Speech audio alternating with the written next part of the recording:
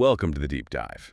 Today, we're wrestling with a source that uh, really forces you to question one of the big global stories of the last century, South Africa's transition to democracy. We have. We've been immersed in Smith-Godfrey's work, South Africa, The Great Deception. Yep. And it's not your typical history. It's more like an audit of the paperwork, the institutional DNA left behind. And the main idea, the really radical premise here, is that the 1994 miracle wasn't a miracle at all.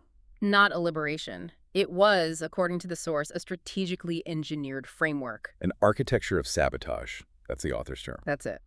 So our mission for this deep dive is to basically act as forensic accountants. We're auditing this blueprint to understand how economic power, the real power, was kept external even when political power shifted. And the core finding is just devastatingly simple. It is. The deception was the design. Okay, so let's unpack that blueprint. These are huge claims. The source says the state was, and I'm quoting here, rehearsed for containment before a single vote was cast. How do you disarm a new government financially? Well, the first and maybe most powerful tool was debt. The new government absorbed billions in unsecured debt from the apartheid regime. Wait, isn't there a concept for that? Odious debt or something? Exactly. Odious debt. International law says you can repudiate it because it came from an illegitimate regime. No, why didn't they? It seems like it would have been a massive political win, and it would have freed up so much capital. Well, it sounds simple, but Smith-Godfrey argues that in the moment, in 1994, they needed external recognition. They had to prevent total capital flight. So it was a political calculation. A short-term political necessity that became a long-term strategic lock-in. Accepting that debt immediately put the new democratic state under the thumb of the IMF and the World Bank. And their conditionality. So you've immediately got this strategic financial chokehold. What was the actual impact of that? It was massive. Instead of investing in revitalizing industry or in educator, which is desperately needed, the state's first priority became servicing old debt. So you're forced to spend money on yesterday's problems, not tomorrow's growth. Right out of the gate. Perpetual fiscal pressure. So, with the state already financially shackled, phase 2 of this blueprint kicks in. Selling off assets. Yes, often under the guise of, public-private partnerships. Which the source calls privatization as sabotage. That's the exact phrase. Between 96 and 2004, you see key strategic assets just sold. The official line was efficiency, but the analysis here says the real goal was to externalize control. Is there a specific example that really drives this home? Oh, absolutely. The maritime sector. Safmarine. The national shipping carrier. South Africa's flagship. Yeah. A crucial piece of logistical independence. It was sold in 1999 to a foreign company, A.P. Møller, based in Denmark. Wow. Selling your national carrier. Yeah. That's effectively outsourcing your maritime sovereignty, isn't it? What does that even mean for controlling your own trade? It means you lose the ability to set the price, the schedule, even the destination for your own goods. Smith-Godfrey's argument is this wasn't about efficiency. It was about making sure South Africa stayed a logistical outpost. A place where trade happens, but not a place that authors its own trade strategy. Precisely. And to make sure this couldn't be undone, you had to lock the legal door behind you. Which is where legal continuity comes in. The source suggests that the failure to change old laws was almost more important than creating new ones. That's the subtle part. Legacy laws, like the Minerals Act and the Land Act, they were left largely untouched. So they preserved the old economic logic of apartheid. The structures of ownership and extraction, yes. But new laws were passed. Right.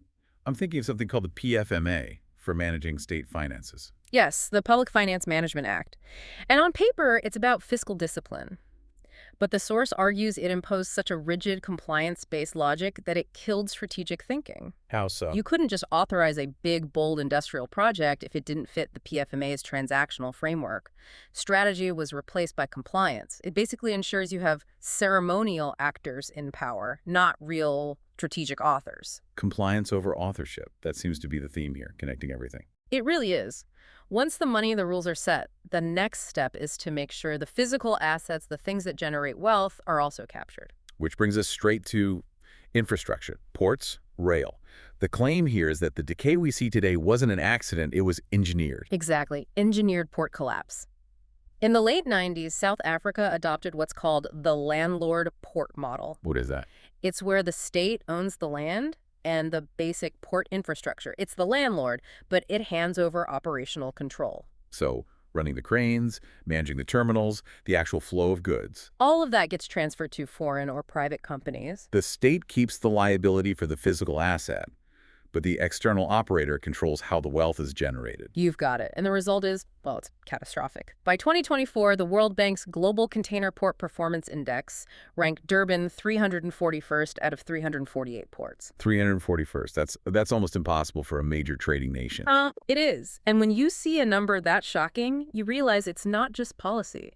It's about the real cost of getting food on a shelf or parts to a factory. And the cruel twist, according to the source, is that this engineered decay then becomes the excuse. It becomes the perfect political justification for the final step. Total privatization. They can say, look, the state can't run this. We need the private sector to come in and save it. Turning a national asset into a liability to justify more external control. And it's not just about letting ports decay. It's also about freezing assets. Look at Saldanha Bay. The country's deepest natural port. It should be a crown jewel. It was declared a free port more than a decade ago, but it's still non-trading. What does that mean, non-trading? It's a logistics shell. It doesn't have the customs activation, the rail links, the industrial ecosystem around it.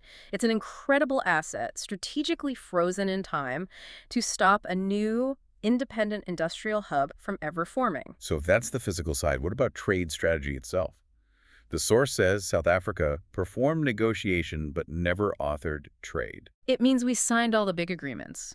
The EPA with Europe, as a UA with the US.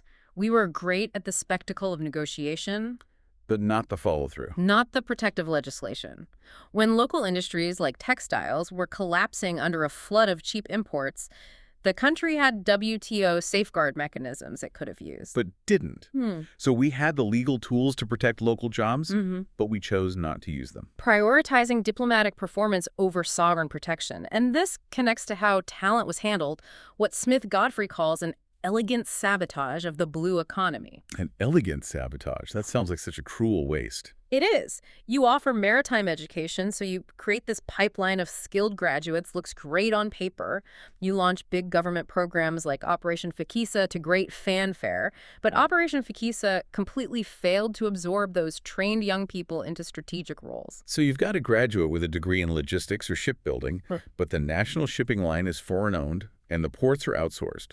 Exactly. They are trained for a job that no longer strategically exists in their own country. They're trained for compliance, but they're denied roles of authorship. This is it's a consistent picture. Okay, let's pivot to the final piece. The financial and psychological architecture. How money and mindset were weaponized. Starting with mining. Extraction without expansion. That's the term. We have some of the world's richest mineral deposits, but the sector was rebuilt after 1994 purely for extraction, not for building value-added industries on top of it. The prime example being? Platinum group metals, or PGMs. We export the raw PGMs. And what are those used for? High-value future tech, hydrogen fuel cells, advanced catalytic converters. But we don't make those things here. We export the raw stuff, and then we import the finished products made from it. The rhetoric has always been beneficiation, but the reality the source describes is monetized secrecy. And this connects directly to the currency itself. The source makes a really stunning claim here about the rand being a managed illusion. Yes, currency capture. The rand's volatility became a core weapon because it makes long-term industrial planning almost impossible. Smith-Godfrey points to the very serious allegation that 28 banks colluded to fix the rand-dollar exchange rate. 28 banks. Yeah. How does manipulating the currency stop someone from, say, building a factory? Think about it. If the rand is swinging wildly, not because of real economics, but because of cartel-like behavior, how can you plan? How can an entrepreneur confidently borrow for a 20-year project? You can't predict your costs. You can't predict your returns. Exactly. The financial instability is an intentional block. It exposes the currency as a tool managed by external actors, not a free market indicator. And that instability creates the perfect environment for what the source calls the slice economy. This is the psychological part of the deception. The economy was never expanded. It was just sliced differently. When people demanded transformation, they were given access to a smaller piece of the existing pie, not the tools to bake a whole new one. So innovation was blocked, not because the ideas were bad, but because they threatened the existing control structure. Precisely. It wasn't about an inability to innovate. It was a threat to the status quo. You see it everywhere. Young people are trained in donor-funded workshops to perform compliance. how to write a business plan, how to pitch. But they're not given the infrastructure or the capital. They're never licensed for authorship. They aren't given the policy space or the funding to build new ecosystems. They're trained to politely ask for a slice, not to master the recipe for the cake. And this all ties back to the political theater, specifically cadre deployment. Which is usually framed as just incompetence or corruption, but this source reframes it as a deliberate strategy to hollow institutions. So? By systematically replacing competent strategic thinkers, people who understood what was happening with the ports or the PFMA, and elevating ceremonial actors, people who were loyal but lacked strategic competence. So Parliament and the state institutions become just theater. Theater. A distraction for the population while the real structural decay was happening in the background, completely untouched by all the political drama. So to pull it all together, the core thesis of the Great Deception is that this was a layered strategy. Debt, infrastructure, finance, talent. All designed to ensure South Africa would remain a logistical gateway, not a sovereign author of its own destiny. Exactly.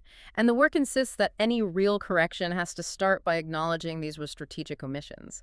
It wasn't just incompetence. It was a series of choices designed to limit the country's sovereignty. Reclamation has to start with reclaiming the ability to design, not just comply. This deep dive really does force you to rethink the entire 1994 narrative. What's the final provocative thought we should leave the listener with? Something for them to really chew on. Consider this. The ultimate deception, perhaps, was the complete absence of a comprehensive national asset audit after 1994. A national asset audit. Yes. Why, after claiming liberation, was the country never shown the sovereign ledger? The full, detailed inventory of its land, its ocean, its minerals, its infrastructure. Without that baseline audit, you can't measure what was lost. You can't calculate the true cost of mismanagement. You can't know what still needs to be reclaimed. That lack of a sovereign asset audit made genuine institutionalization impossible, and you have to ask yourself, who benefited most from that intentional ignorance?